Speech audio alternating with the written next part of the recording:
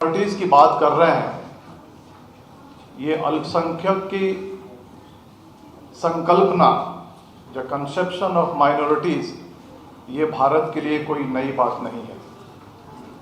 विश्व के प्रत्येक देश में माइनॉरिटीज होते हैं, चाहे वो लिंग्विस्टिक हो, चाहे रेशियल हो, चाहे नेशनल हो या रिलीजियस हो। हर देश में कोई ना कोई माइनॉरिटी है। भारत में हिंदू मेजॉरिटीज़ हैं, बाकी सारे माइनॉरिटीज़ हैं। आप श्रीलंका में जाइए, वहाँ पे बुद्धिस्ट मेजॉरिटी में है, बाकी धर्म माइनॉरिटी में है। आप पाकिस्तान में जाइए, वहाँ मुस्लिम मेजॉरिटी में है, बाकी धर्म माइनॉरिटीज़ में है। You go to Japan, Buddhism वहाँ पे मेजॉरिटी में है, बाकी माइनॉरिटीज़ में है। आप जाइए यूरोपियन कंट्रीज़ में, वहाँ पर भी रेशियल माइनॉरिटीज़ है। तो ये संकल्पना कोई नई बात नहीं है, ये कोई नई चीज़ हम यहाँ पे डिस्कस नहीं कर रहे हैं। It's already existing world over. अब बात यह आती है कि जो माइनॉरिटीज़ हैं वो क्या करते हैं। जहाँ जहाँ पे माइनॉरिटीज़ हैं, चाहे वो लिंग्विस्टिक हो, नेशनल हो, रेशियल हो या रिलीजियस हो, उन्होंने उस देश में सोशल, इकोनॉमिक, कल्चरल और पॉलिटिकल डेवलपमेंट में बहुत बड़ा योगदान दिया है। यहाँ भी हम कर रहे हैं। इसीलिए मार्टिन लूथर किंग जूनियर ने कहा था, the creative and dedicated minorities always and all over the world, they have made the world a better place. यानी अल्पसंख्यकों ने इस विश्व को एक अच्छी जगह बनाई है रहने के लिए। The UN declaration on rights of persons belonging to racial, national, ethnic and religious minorities, वो कहता है कि अगर किसी देश को प्रोग्रेस करना है, किसी डेमोक्रेसी को प्रोग्रेस करना है, किसी देश में स्थायित्व लाना है, स्टेबिलिटी को बढ़ावा देना है, तो यह जरूरी है कि वहाँ के माइनॉरिटीज़ के जो राइट्स हैं उनको प्रोटेक्ट किया जाए, उनको प्रिजर्व किया जाए। Mahatma Gandhi, the father of the nation, राष्ट्रपिता, कहते हैं a civilization is judged by the way it treats with minorities. यानी एक सभ्यता को इस हिसाब से जज किया जाएगा कि वो अल्पसंख्यकों को कैसे ट्रीट करता है, क्या सलूक करता है। जवाहरलाल नेहरू, डॉक्टर अंबेडकर, इन सारे लोगों ने इस बात की तायीद की है कि कॉन्स्टिट्यूशन में माइनॉरिटीज़ के राइट्स को प्रोटेक्ट किया जाए और उनको प्रिजर्व किया जाए। लॉर्ड एक्टन यूनिवर्सल लेवल पे एक बहुत बड़े माइनॉरिटी राइट्स एक्टिविस्ट हैं। जैसे आप अपने देश में काम करते हो, नेशनल लेवल, इंटरनेशनल लेवल पे काम करते हैं। उनका कहना है कि the amount of security enjoyed by the minorities, यानी कितना सुरक्षा माइनॉरिटीज अपने देश में इंजॉय करता है, इससे साबित होता है कि उस कंट्री में, उस देश में प्रजातंत्र कितना मजबूत है। यानी अगर आप खुश हैं, आपके माइनॉरिटी राइट्स प्रिजर्व्ड हैं, तो यह माना जाएगा कि उस देश में लोकतंत्र की जड़ें मजबूत हैं। आज हम महसूस कर रहे हैं कि माइनॉरिटी खुश नहीं है, उन पे कंटिन्यूअस कुछ ना कुछ अटैक हो रहा है, और ये इंडिकेट करता है कि इस देश में जो लोकतंत्र की जड़ें हैं वो मजबूत नहीं है, वो कहीं ना कहीं उनको हिलाने की कोशिश की जा रही है। नेशनल लेवल पे आते हैं। Section 2C of the national commission of minorities act 1992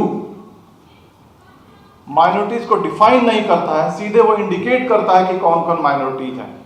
Muslims, Christian, Sikh, Buddhist, Jain and Parsi, ये सारे माइनॉरिटीज हैं। यहाँ पे मुस्लिम्स हैं, क्रिश्चियंस हैं, बुद्धिस्ट हैं, लेकिन जैन और पारसी मुझे नहीं लगता है कि हैं। उनके परसेंटेज मैं बताना चाहूँगा। Muslims 14.2%, Christians 2.3%, Sikh 1.7%, Buddhist 0.69%, Jain 0.37%, Jain जो है 44.5 लाख अगर न्यूमेरिकल स्ट्रेंथ देखा जाए। पारसी जो है वो सिर्फ 69,000 है। यहाँ पर भी मैं कहना चाहता हूँ कि जो तीन जो डोमिनेंट माइनॉरिटीज है इंडिया में, मुस्लिम्स, क्रिश्चियंस एंड सिख। मुसलमानों को देखिए यहाँ के कल्चरल, इकोनॉमिक, पॉलिटिकल डेवलपमेंट में उन्होंने कितना योगदान दिया है। क्रिश्चियंस को देखिए, छोटे से छोटे शहरों में जाइए, वहां पे convent school, English medium school हमारे क्रिश्चियन भाई चलाते हैं। हॉस्पिटल्स, हेल्थ केयर, ऐसे ऐसे जगहों पे जहां पे हम पहुंच नहीं सकते, वहां पे इन लोगों ने अपनी मौजूदगी दिखाई है और वहां पे हेल्थ केयर सिस्टम चला रहे हैं। सिख भाई कड़ी मेहनत से इस देश को आगे बढ़ा रहे हैं। तो मेरा यह मानना है कि माइनॉरिटीज ने भारत को अच्छा बनाने में, बेहतर बनाने में काफ़ी बड़ा योगदान दिया है। लेकिन आज अल्पसंख्यकों की कैसी हालत है? डेली स्तर पर भेदभाव, डिप्रिवेशन, प्रोसिक्यूशन, हिंसा उनके खिलाफ किया जाता है। 2006 में सच्चर कमेटी की रिपोर्ट आई थी। आज आप देखते होंगे एक व्हाट्सएप यूनिवर्सिटी है, ऑफ इंडिया है और इस तरह के बहुत सारे प्रोपेगेंडा प्लेटफॉर्म्स हैं। वहाँ से यह प्रोपेगेंडा फैलाया जाता है कि सच्चर कमेटी की रिपोर्ट सिर्फ मुसलमानों के लिए थी। यह रिपोर्ट सिर्फ मुसलमानों के लिए नहीं थी, इसमें ओएम नाम का एक अलग कैटेगरी है, अदर माइनॉरिटीज, उनके बारे में भी यह रिपोर्ट है। वो रिपोर्ट क्या कहता है? पूरा एक पिक्चर खींचता है और कहता है कि माइनॉरिटीज की हालत तो खराब है, लेकिन स्पेशली जो मुसलमान हैं उनकी हालत बहुत ही ज़्यादा खराब है। और अगर इनको अच्छे तरीके से बेहतर नहीं बनाया गया तो आने वाले 10-15 सालों में यह भारत के नए दलित बनेंगे। चाहे लिटरेसी रेट हो, हायर एजुकेशन हो, इंफ्रास्ट्रक्चर फैसिलिटीज हो, अनएम्प्लॉयमेंट हो, गवर्नमेंट एम्प्लॉयमेंट हो, ये सारे इंडिकेटर्स पे अगर देखा जाए तो मुसलमानों की हालत ठीक नहीं है। लेकिन मैं एक बात बताना चाहता हूं कि जब 2004 में मनमोहन सिंह की सरकार आई थी तो उन्होंने एक separate ministry of minority development, एक अलग से मिनिस्ट्री उन्होंने शुरू किया था। मिनिस्ट्री शुरू होने के बाद अलग से बजट एलोकेशन होता था, खर्च होता था, उसका मॉनिटरिंग किया जाता था और ये सारे माइनॉरिटीज पे खर्च होता था, सिर्फ मुसलमानों पे खर्च नहीं होता था। उस वक्त कहा जाता था, जो यहाँ के दानिश्वर हैं भारत के, वो कहा करते थे कि यहाँ के माइनॉरिटीज आज एक डेवलपमेंट सब्जेक्ट है, यानी ऐसे नागरिक हैं जिनके विकास के बारे में बात होती है। लेकिन 2014 के बाद जो हालत है पूरी तरह से तब्दील हो गई। आज हम क्या देखते हैं? मॉब लिंचिंग, मुसलमानों के खिलाफ प्रोपेगेंडा, उनको कैसे डेमोनाइज किया जाए। बात बात में उनको कहा जाता है कि पाकिस्तान चले जाओ, राइजिंग डिस्क्रिमिनेशन। और 2004 से लेकर के 2014 तक सरकार ने जो स्कीमें चलाई थी उनको धीरे धीरे करके उनको बंद किया जा रहा है। मैं कहना चाहता हूं इन सारी चीजों पे मैं जिक्र नहीं करूंगा, सिर्फ एक इशूज पे जिक्र करूंगा, मॉब लिंचिंग। मॉब लिंचिंग आप समझते हैं कि एक आदमी को एक झुंड मार देता है, यह इतनी आसान बात नहीं है। यह मॉब लिंचिंग हमारे लोकतंत्र पे एक काला दाग है। यह जो सत्ता में बैठे हुए हैं उनके खिलाफ चैलेंज है, उनको खुला एक चुनौती है। जो लोग झुंड में आकर के एक निहत्थे, एक कमजोर आदमी को मारते हैं, वो यहाँ के रूल ऑफ लॉ को चुनौती देते हैं कि तुम्हारे पास कितने भी संविधान हो, कितने भी कानून हो, उनको हम नहीं मानते और हम सरेआम हत्या करेंगे। और जो लोग सत्ता में बैठे हुए हैं उनकी खामोशी, आपने सुना होगा ना, खामोशी को रजामंदी कहा जाता है। जो लोग खामोशी अख्तियार किए हुए हैं, चाहे वो सर्वोच्च पद पे बैठे पीएम हो, एचएम हो, चाहे वह सरकार का सीएम हो, चाहे सरकार वह स्टेट का एचएम हो, होम मिनिस्टर हो, अगर वो नहीं बोलता है तो इसका मतलब है कि उसको समर्थन करता है। साधारण बात तो कम से कम बोली जानी चाहिए। अगर किसी की हत्या होती है तो कम से कम इतना तो कहा जाए कि यह हत्या जो है ये एक जघन्य अपराध है, इसकी हम जांच करेंगे, आरोपियों को सजा देंगे। इतना भी सरकार की तरफ से कोई नुमाइंदा आकर के ये बात नहीं कहता। और ये मॉब लिंचिंग की वजह से भारत की इंटरनेशनल लेवल पे बदनामी हो रही है। जो मॉब लिंचिंग करने वाले लोग हैं खुले कानून को चैलेंज कर रहे हैं, यह दिखा रहे हैं कि हम आज 21वीं सदी में नहीं, हम 14वीं 15वीं सदी में रह रहे हैं। वो यह नहीं दिखा रहे हैं कि हम एक लोकतांत्रिक, एक डेमोक्रेटिक, एक सेकुलर कंट्री में रह रहे हैं। वो ये दिखाते हैं कि हम यहां नहीं रह रहे हैं, हम अफ्रीका के कल्चर को मान रहे हैं। ये एक मॉब लिंचिंग एक छोटी सी बात नहीं है, ये बहुत सारी चीजों को इंडिकेट करता है।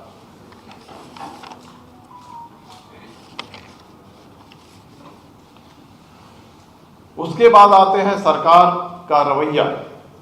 काफी लोगों ने कहा कि आजकल टारगेटेड लेजिस्लेशन का जमाना है, चाहे ट्रिपल तलाक हो, सीएए हो, लव जिहाद हो, एंटी कन्वर्जन लॉ हो, ये सारे जो कानून बने हैं इनको अगर तरीके से देखा जाए तो this all acts are unconstitutional. Triple talaq की बात ली जाए तो हमारी बहनों ने सड़कों पर आकर के कहा कि इसकी जरूरत नहीं है, दानिश्वरों ने कहा कि इसकी कोई जरूरत नहीं है, एकेडमिशियंस ने कहा कि इसकी कोई जरूरत नहीं है, लेकिन एक आदमी आके कहता है कि हम मुसलमान बहनों को इंसाफ दिला के रहूंगा।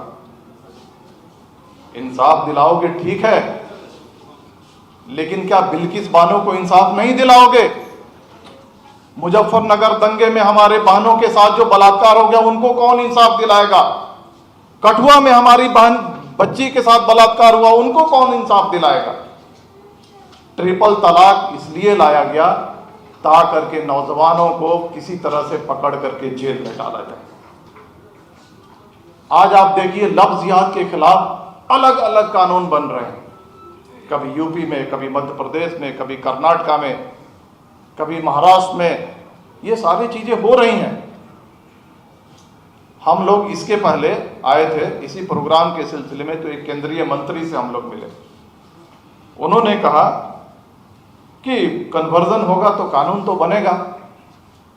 मैंने कहा सर, आपको लगता है कि कन्वर्जन अगर राष्ट्रीय समस्या है तो नेशनल लेवल पे एक ही कानून क्यों नहीं बनता है कि हर राज्य में कानून बन रहा है? मैं मानता हूं कि कानून बन जाए, और कानून किस लिए बनता है? अगर कोई डरा करके धर्म परिवर्तन करता है, कोई इंड्यूसमेंट से धर्म परिवर्तन करता है, कोई लालच दे करके धर्म परिवर्तन करता है, तो उस पर बिल्कुल कार्रवाई होनी चाहिए, और कार्रवाई एक तरफा नहीं होनी चाहिए। जो लोग खुलेआम कहते हैं कि घर वापसी होगी, जो लोग खुलेआम कहते हैं कि इतने लोगों को हम कन्वर्ट करेंगे, जो खुलेआम कहते हैं कि हम मुसलमानों की बहन बेटियों को हम शादी करके उनको हिंदू बनाएंगे, उनके खिलाफ क्यों नहीं कार्रवाई होती? उनके खिलाफ लव जिहाद का कानून क्यों नहीं काम करता? तो कहने का मतलब है कि जब कायदे कानून जिस परिप्रेक्ष्य में बनते हैं, जिस माहौल के साथ बनते हैं, उसी तरह से काम होता है। चाहे वो ट्रिपल तलाक हो, लव जिहाद हो, कन्वर्जन का कानून हो, ये जब बना है तो जिस पर्सपेक्टिव में बना है, जब ये फील्ड में आता है तो मेजॉरिटी कम्युनिटी का आदमी चाहे कितना भी धर्म गलत तरीके से कर दे परिवर्तन, उसके खिलाफ एक भी कार्रवाई नहीं होगी।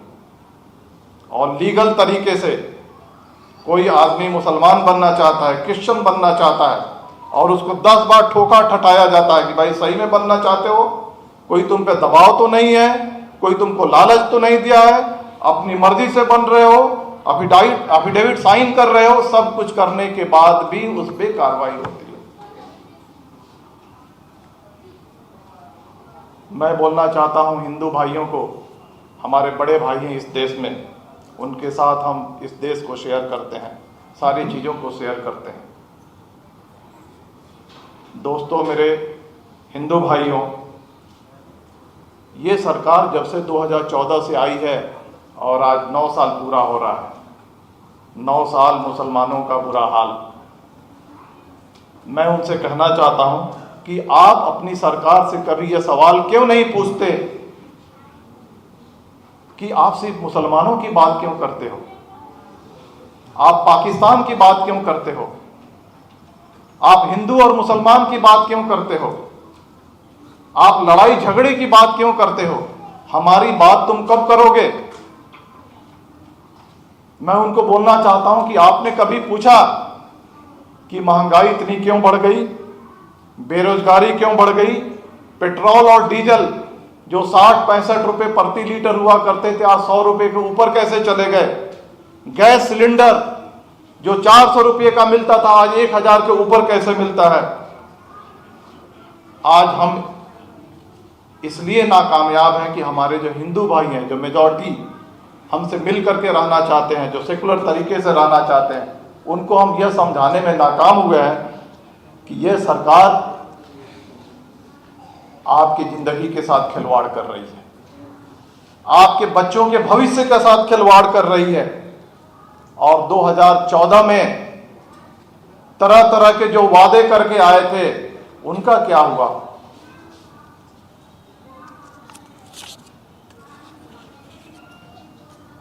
जो वादे किए गए थे, क्या हुआ तेरा वादा, ओ कसम ओ इरादा। इतने बड़े बड़े तुमने कस्में खाई थी, इतने बड़े बड़े तुमने इरादे किए थे, क्या हुआ उसका। लेकिन उस पर कोई चर्चा नहीं है। बहरहाल आज हम इकट्ठा हुए हैं माइनॉरिटीज, तो मैं कहना चाहता हूं कि हमें क्या चाहिए इस सरकार से। हमें चाहिए कि हमें प्रोटेक्शन दो, हमें भेदभाव से आज़ादी दो, हमें गरिमा और डिग्निटी के साथ रहने दो। जैसे आपने कहा कि बजट का 5वां हिस्सा हमारा है, दलितों के लिए सब प्लान है जिनको 2% एलोकेट किया जाता है पूरे यूनियन बजट का। ट्राइबल्स के लिए 1.25% एलोकेट किया जाता है ट्राइबल सब प्लान के लिए। और देश में 20% माइनॉरिटीज हैं, उनके लिए पता है आपको कितना एलोकेट होता है, 0.2% ऑफ द यूनियन बजट। हमारा मानना है कि माइनॉरिटीज के लिए भी एक सब प्लान क्रिएट किया जाए और उनके आबादी के हिसाब से यूनियन बजट से उनको एलोकेट किया जाए। आपके पास जो पैम्फलेट दिया गया है उसमें जो आखिरी जो मुद्दा है, इसके पहले हम लोगों ने उस पर चर्चा करके ऐड करवाया था कि प्रोपोर्शनल रिप्रेजेंटेशन ऑफ माइनॉरिटीज। आप देखते हैं कि ज्योग्राफिकल सिचुएशंस इस तरह से हैं कि सिख भाई हमारे, उनकी आबादी के हिसाब से पॉलिटिक्स में रिप्रेजेंटेशन है। हमारे जो क्रिश्चियन भाई हैं उनका थोड़ा कम है, लेकिन मुसलमानों का पॉलिटिकल रिप्रेजेंटेशन बहुत ही खराब है। पार्लियामेंट में आज 25 एमपीज हैं। कितने एमपीज होने चाहिए? 78 एमपीज होने चाहिए। 78 एमपीज के अगेंस्ट में सिर्फ 25 एमपीज हैं। सारे स्टेट असेंबलीज में वही हाल है। राज्यसभा में नदारद हैं, पावर सेंटर में नदारद हैं, और स्टेट्स हो या सेंटर हो, कोई भी इंपॉर्टेंट पोर्टफोलियो मुसलमानों को नहीं दिया जाता है। ये सिचुएशन इसलिए है कि जो पार्टियां मुसलमानों की वोट लेती हैं वो उन्हें टिकट नहीं देती। देश में 14.2% मुसलमान हैं, लेकिन कांग्रेस कितना फीसद टिकट देती है? 6.5%। यानी लोकतंत्र की पहली ही सीढ़ी पे जब आप कदम रखते हैं तो आपके साथ अन्याय होता है। जो रीजनल सेकुलर पार्टीज हैं वो थोड़ा सा बढ़ा करके देती हैं, लेकिन वो भी अन्याय करती हैं। लेकिन मैं कहना चाहता हूं कि ये सिचुएशन ज्यादा दिन तक नहीं चलेगा। 14.2% मुसलमान आपको देख रहा है, आपको वॉच कर रहा है, और इसको इस पर्सपेक्टिव में देखा जाना चाहिए कि कल जा करके अगर आपने मुसलमानों को इसी तरह से पॉलिटिकली मार्जिनलाइज किया, उनको टिकट नहीं दिया, उनको एमएलए नहीं बनाया, उनको एमपीज नहीं बनाया, पॉलिटिक्स में उनको प्रॉपर रिप्रेजेंटेशन नहीं दिया, तो और एमआईएम पैदा होंगे, और एआईयूडीएफ पैदा होंगे, और मुस्लिम लीग पैदा होंगे। आज एक एआईएमआईएम है, एक एआईयूडीएफ है, एक आईयूएमएल है, कल जाकर के आपको दसों में इस संख्या को देखना पड़ेगा। और मैं ये बीजेपी को नहीं कहना चाहता हूं कि बीजेपी की पॉलिसी है कि वो मुसलमानों को टिकट नहीं देती।